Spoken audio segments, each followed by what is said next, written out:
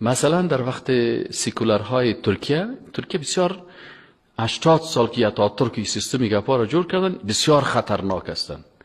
از هندوستان کدم برای مسلمانای ما و شما از فیلم هندی کدم فیلم ترکی خطرناکتر است. از سریال هندی کدم سریال ترکی خطرناکتر است. چرا در سریال هندی حداقل در ذهن مردمی است که این خو کافر است، این خو هندو است، این خو بی غیرت است. یگان دفعه که اون بت هم میره باز در سینما تف میکنن که یعنی بت است، نه؟ اما سریال ترکی سیکولر چی است؟ این خطرش از اندیام که خطرناک است. چرا؟ در این سریال ترکی که است به نام مسلمان چیزی که کفریات است در بین مردم ترویج میده. مثلا یک تعداد فیلم های سریال های اسلامی جور کردن، مثلا از ترکیه آوردن به نام دنیای اسرار. دنیای اسرار بسیار قصگک های خوب و زیبا، اما در حقیقت این دنیای اسرار میخواه که در بین مردم افغانستان سرلوچی و برهنگی زنها را رواج بده. یک آدم بسیار خوب آدم است لکن زن خواهر و مادرش چادر نداره. در خانهشان مثلا شراب گپ عادی هست. اینالی چی میشه؟ اینالی در حقیقت تو ظاهر فیلم مسائل میکنیم. از این خاطر علما میگن یکی بصارت است، یکی بصیرت است. بصارتی هست که تو با حس بصریت با نظر چشم سیل میکنی.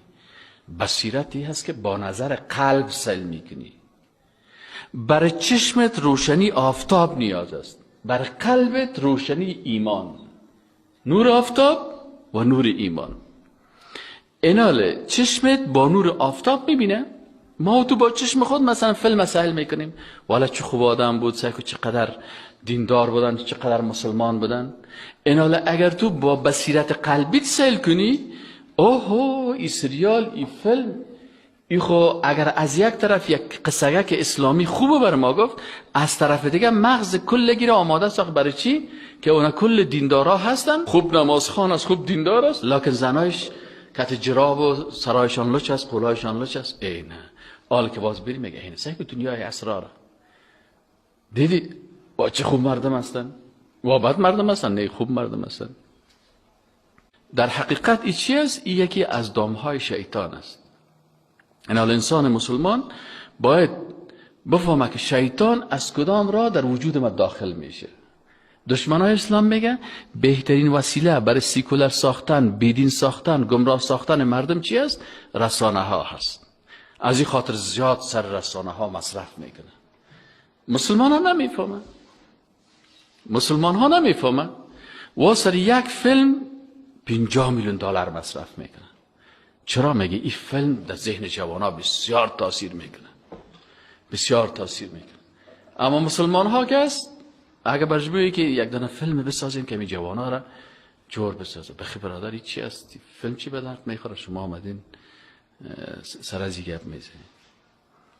مسلمان ها در تلویزیون ها ای چه به تفاوت است، اما دشمنان اسلام میگن نه، تلویزیون خود خانه هست. آلخ بچه کت پدر خود چند دقیقه گپ میزنه؟ این بچه جوانا بگو کت پدر چند دقیقه گپ میزنی؟ در روزانه 10 دقیقه کت پدر خود گپ نمیزنه.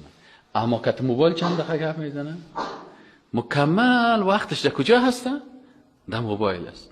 آلی جوان بیدینی، گمراهی، اعمال زشت کلش از چی یاد گرفت؟